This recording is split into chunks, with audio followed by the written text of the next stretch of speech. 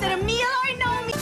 Nagbanta naman ang COMELEC na posibleng ipagpaliban ang May 19, 2016 elections kung hindi babawi ng Korte Suprema. Tiniyak naman ng Malacanang ang mga hakbang ipatutupad upang matiyak ang maayos at tahimik na halalan sa 2016. Inabisuhan na ng COMELEC ang mahigit 180 party list groups na kabilang sa 2016 presidential elections.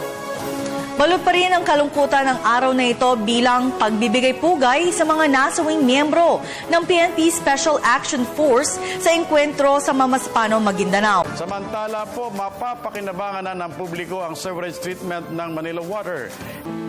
O Lord, our life have been influenced by so many factors, so many events, so many people.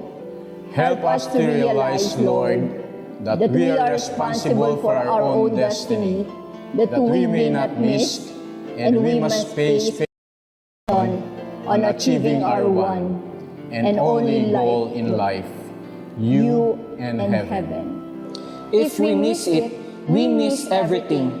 All our life, we allowed others to influence us. In all of this, we were not totally free.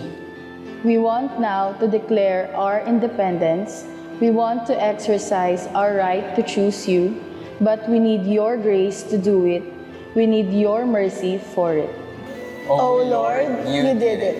You finished your suffering on the cross, faithful in life, faithful in death, taking the sins of the world upon your sinless shoulders, taking our sins so that we might receive your forgiveness and new life.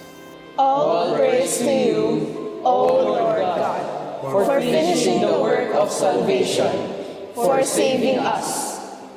Amen. Araw-araw pong tumutok sa Balitang Hali. Para sa mga balitang walang kinikilingan, walang pinoprotektahan. Walang kasinungalingan, serbisyong totoo lamang. Mula sa tahanan ng katotohanan, ako po si Mark Salazar. At ako naman si Mav Gonzalez. Para sa Pilipino, kami ang inyong mga kasalo dito sa Balitang Hali Weekend.